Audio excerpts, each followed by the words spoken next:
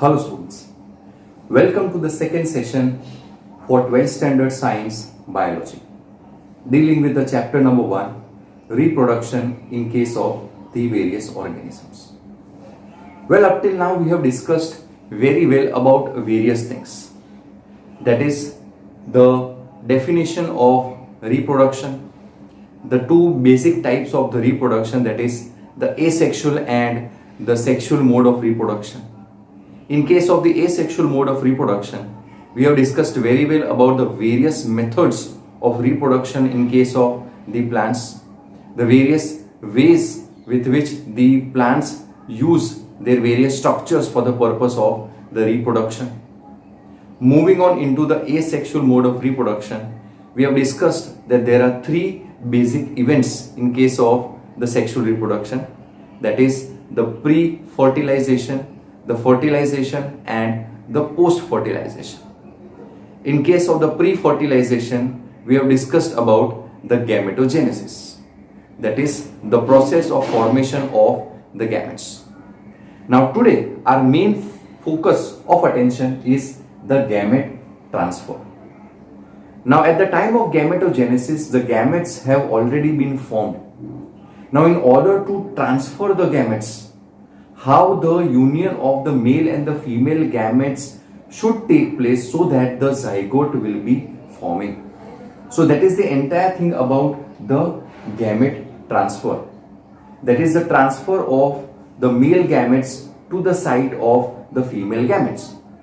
So for that purpose, the gametes must be physically unite together so that the union of the gametes can take place. So the first point is that they must be physically united.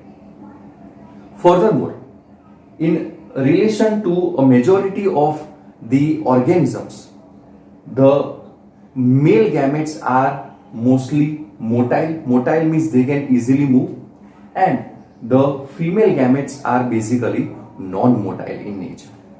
So for that purpose, they need a specific medium, as one gamete is motile and the other gamete is non-motile. So these gametes, they require a medium for them to come near each other, just as the air, water and various other mediums are there. So in most of the algae, bryophytes and the pteridophytes, the basic medium that we use is the water. So they use water as the medium for the union of the male and the female gametes. Furthermore, in all the cases, in most of the cases I should say, the male gametes, they fail to reach the female gametes. So in order to compensate it, large number of male gametes are being released. Why? Because most of the male gametes, they fail to reach the female. So the number of the male gametes are far more than the number of the female gametes. Furthermore, in relation to the seed plants, that is the plants which produce the seeds, in short the plants which produce the flowers first of all, there the male gametes are mainly stored inside a pollen. So a typical pollen grain is nothing but having the male gametes, that is the male gametophytes, and these pollen are mainly stored inside the anther, and then this anther have to reach the stigma so that the transfer of the male gamete at the site of the female gamete can basically take place. So the pollen grain have to be transferred from the anther to the stigma, and this process of the transformation or the transfer of the pollen grain from a stamen to the stigma, that is said to be the pollination. So there are two basic types of the pollination, the self-pollination and the cross-pollination. If the transfer of the pollen grains is taking place between a same flower of the same plant, then it is said to be a self-pollination. But if it is taking place between the two different flowers, then it is said to be the cross-pollination. Furthermore, at the end of the fusion, the fertilization will be basically taking place. Now let us understand this pollination with the help of a small animated video. Flowers are the reproductive parts of a typical plant. So let us study the reproductive parts in a flower. The male part is said to be a stamen, while the female part is said to be a typical carpel. Furthermore, some flowers they contain both the male and the female reproductive parts. Such flowers are said to be the bisexual flowers. So they contain both the male and the female reproductive structures in them. The examples are the pea and the China rose. Furthermore, there are some plants which contain either a male or a female reproductive parts in certain flowers. So such flowers are said to be the unisexual flowers. So they have either a male or a female. The typical examples are the corn and the cucumber. Furthermore, we have seen the stamen and the carpel as the male and the female part respectively. So let us study the individuals one. Now the stamen consists of two major regions, a bilobed anther and a long filament. This anther consists of millions of pollen grains, and inside the pollen grain lie the male gametes. Furthermore, in a typical structure of a carpel, it consists of three major vital regions, and these regions are the topmost stigma, then the middle elongated region known as the style, and a lobe-like structure known as the ovary. This ovary consists of a lot of ovules inside it, and these ovules they have the female gametes, that is the egg cell, which later on helps in the fertilization. So by the process of sexual reproduction, the male gametes they unite with the female gametes, and when the union takes place, the process of fertilization occurs and the formation of the zygote ultimately takes place. So the pollen grains, that is the male gamete, and the ovule, that is the female gametes, have united with each other. So how the pollen grains have been transferred? So that transfer of the male gamete from the stamen of a flower to the stigma of the same or the other flower is said to be the pollination. There are two basic types of the pollination. First is the self-pollination and the other is the cross-pollination. Let us see each and every one of them. When the transfer of the pollen grain takes place in the same flower, that is from the stamen to the stigma of a same flower, it is said to be the self-pollination. While if the pollen grains are transferred from the stamen to the stigma of different flowers, it is said to be the cross-pollination. So this is about the self and the cross-pollination. Furthermore, there are various agents of pollination. It takes place either the water or the wind or the insects also. The other agents are also there. Furthermore, these pollen grains, when they get attached on the surface of the stigma by means of the chemotropism, formation of the pollen tube takes place. This pollen tube consists of the male gametes, which further goes and fertilizes with the female gametes inside the ovary. And the resulting structure that is formed by this union of the male and the female gamete is the zygote. So here we can see the formation of the zygote taking place. Now this zygote undergoes a lot of division and then later on the differentiation. So, the fertilized cell is said to be a typical zygote.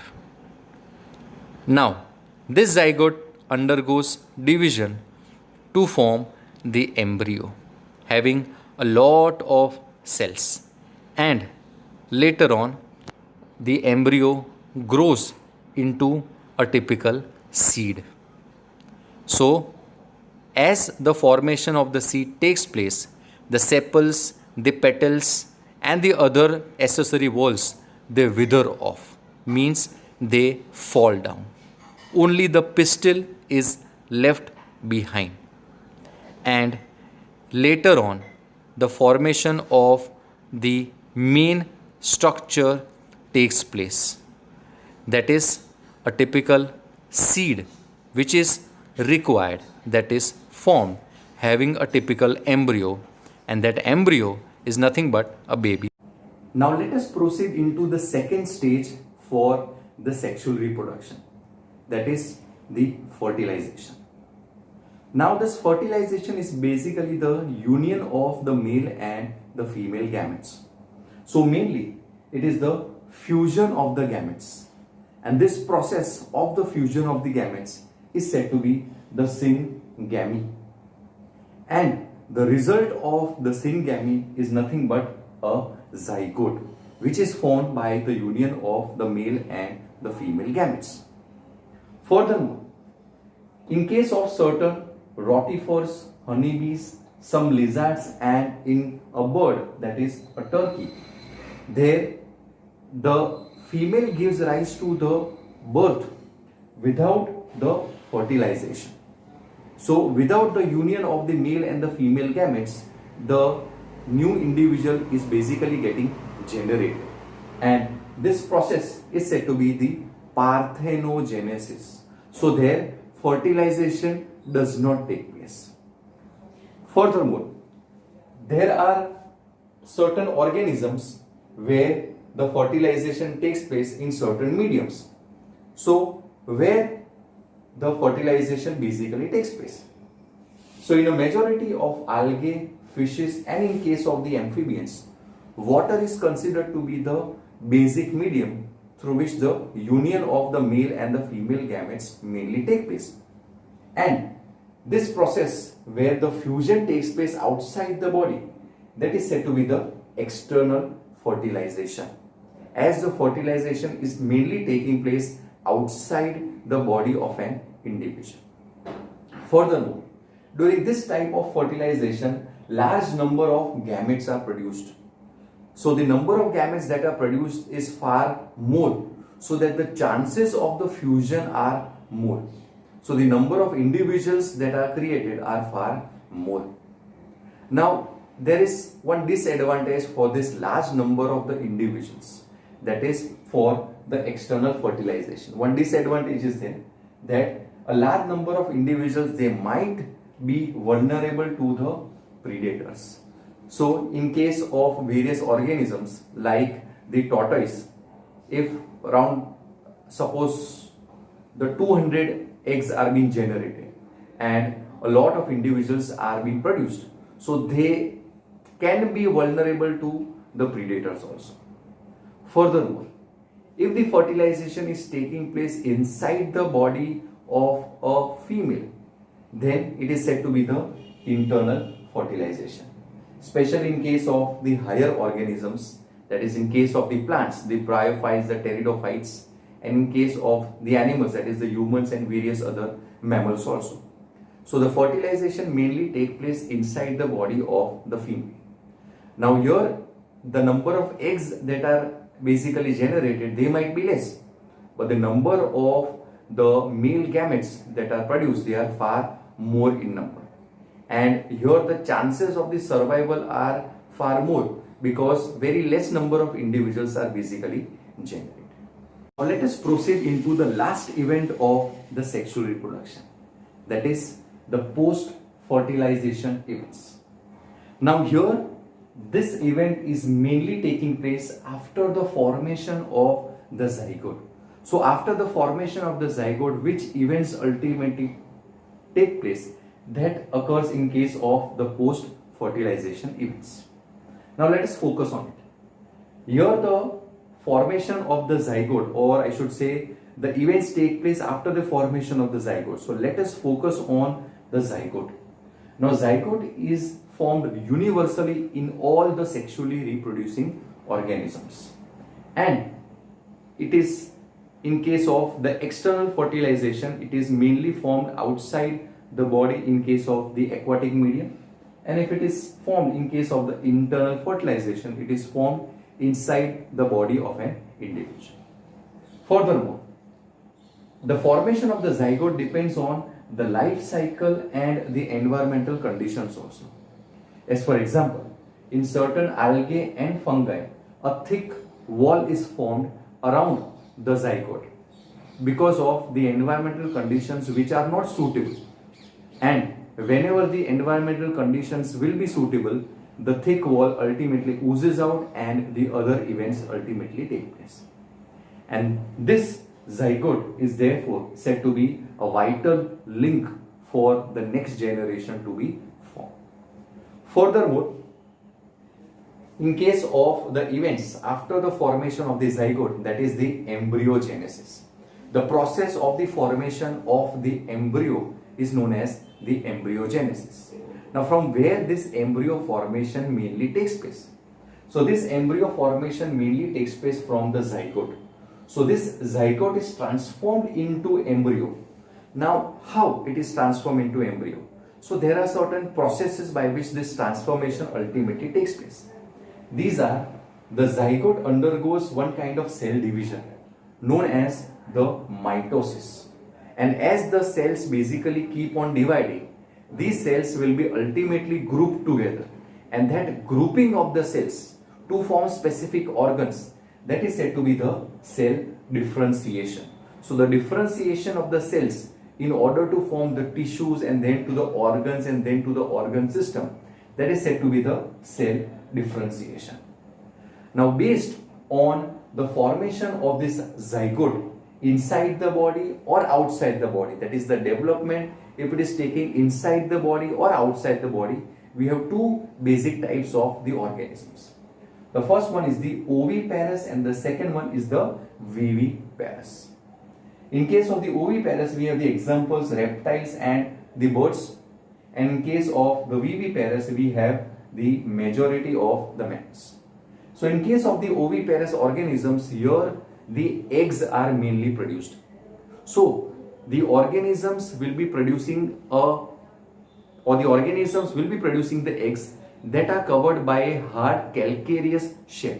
Here the word calcareous means the shell is basically made up of the calcium carbonate, and then after a certain period of time the egg will be released into a proper medium. While in case of the viviparous organisms, the fertilization takes place inside the body. The zygote further leads to the formation of the embryo inside the body, and after a certain period of the duration, the young one is being generated. Fine. So that was in case of the animals. How the formation takes place in case of the plants? So basically in case of the flowering plants, the formation of this embryo takes place inside the ovule.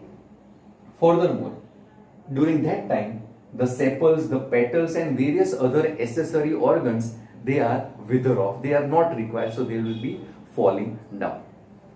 Further, the pistil will be attached, and this zygote will be getting transformed into the embryo, and the ovule will be getting transformed into the seeds. The ovary will be getting transformed into a fruit with a very thick wall, and that is said to be the pericarp.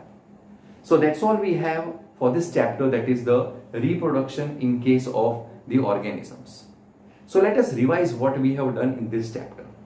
Basically, we went on into the definition of reproduction. Then we classified the reproduction into the sexual and the asexual mode. In case of the asexual, we have seen that various organs are used for the purpose of the asexual mode of the reproduction by the animals as well as by the plants also. Further, in case of the sexual reproduction, we dealt with the three major events, the pre-fertilization, the fertilization and the post-fertilization events. Well, in the next class, we shall discuss in much detail about one more new and important chapter. Thank you very much.